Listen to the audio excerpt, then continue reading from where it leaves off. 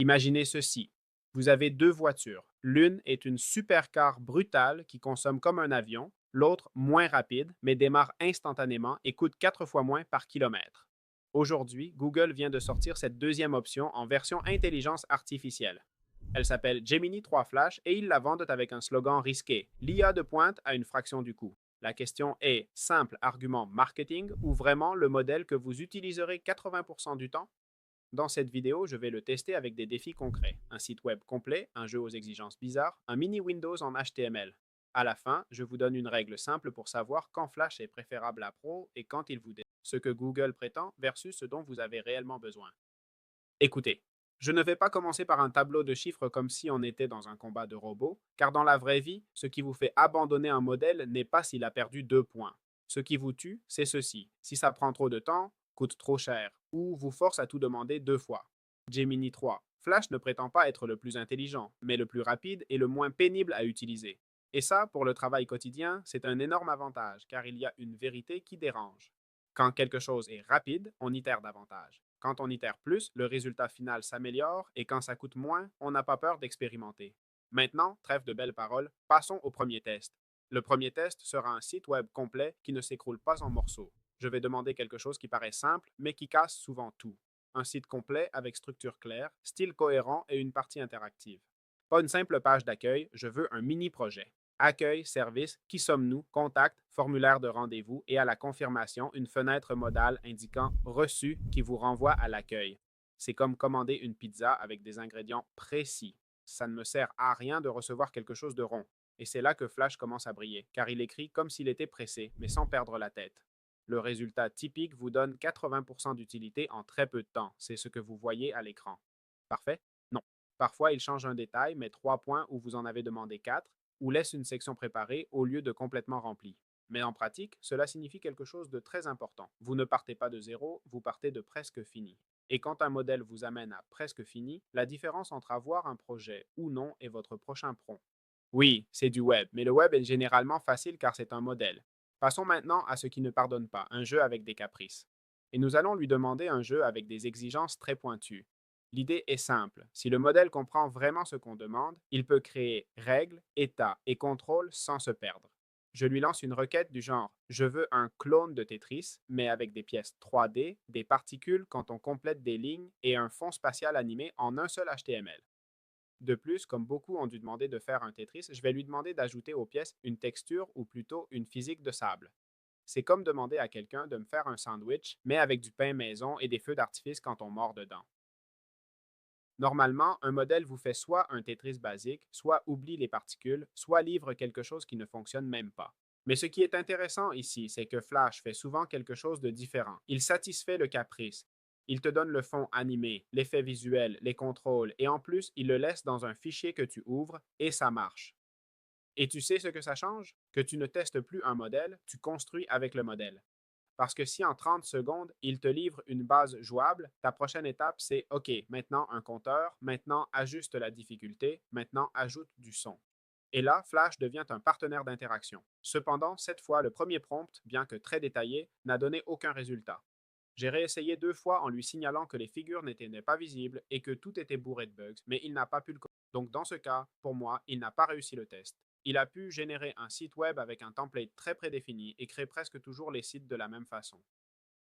Mais le jeu vidéo, qui est quelque chose de bien plus créatif, n'a clairement pas été possible. Mais il reste encore le test le plus absurde, celui qui sonne comme: ouais, bien sûr, c'est impossible. Essayons un mini Windows. On veut Windows 11 en HTML avec des applications fonctionnelles. Ici, on ne cherche pas une copie parfaite, mais quelque chose de précis, une complexité organisée. On va demander un bureau, une barre des tâches, un menu démarrer, des fenêtres qui s'ouvrent et se ferment, un Word simple pour écrire, mettre en gras et sauvegarder, un Paint pour dessiner et exporter, et si on est ambitieux, un navigateur basique. Et quand tu le vois apparaître, tu ressens une sensation étrange. Ça ne devrait pas se créer si vite, car la magie n'est pas d'avoir un vrai Windows, mais de générer un prototype convaincant qui sert à présenter une idée à un client, valider une interface, montrer une démo ou construire une base à refactoriser. C'est-à-dire, ce n'est pas l'édifice final, mais l'échafaudage qui apparaît seul. Et c'est là que certains demandent: alors Flash est meilleur que Pro? La vraie question est: ça dépend, mais je t'explique pourquoi parfois ça semble être le cas. Je vais vous expliquer quand Flash gagne et quand non. Flash est ton premier choix quand deux de ces trois conditions sont remplies. Tu as besoin de vitesse. Si la tâche est de tester, ajuster, Flash te donne plus d'essais par minute. Si tu vas répéter le processus plusieurs fois, comme pour des sites web, prototypes, scripts, petits outils, prompts quotidiens, si tu le fais souvent, le coût devient très important. Ou si tu as un budget limité ou veux expérimenter sans peur, car si chaque token te fait mal au portefeuille, tu deviens un peu conservateur avec ce modèle. C'est vrai aussi qu'en devenant conservateur, tu risques de rater des opportunités. Alors, quand ne pas utiliser Flash? Quand tu as besoin d'un raisonnement maximal soutenu pendant longtemps, quand vous voulez une précision extrême sans marge, ou quand le projet est si critique que vous préférez moins d'itérations et plus de profondeur. C'est là qu'intervient le pro. Le pro ne disparaît pas, il devient le chirurgien, tandis que Flash est le médecin urgentiste qui vous soigne vite et vous remet debout. C'est évident, certes, mais nous devions d'abord définir les limites du modèle pour voir jusqu'où nous pouvions aller.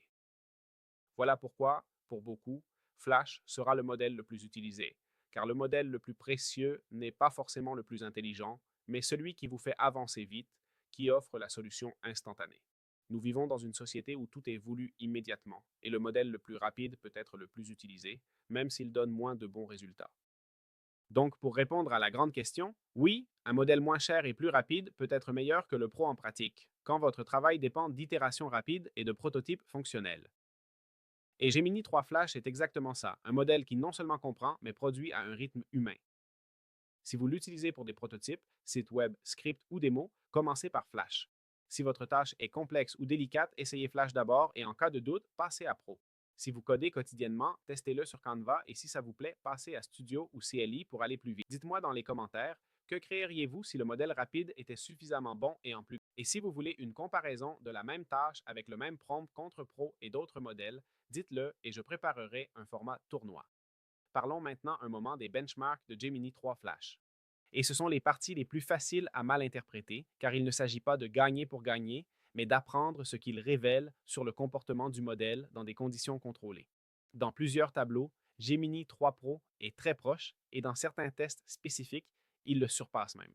C'est très étonnant si on le voit comme un modèle plus petit, mais ça a du sens.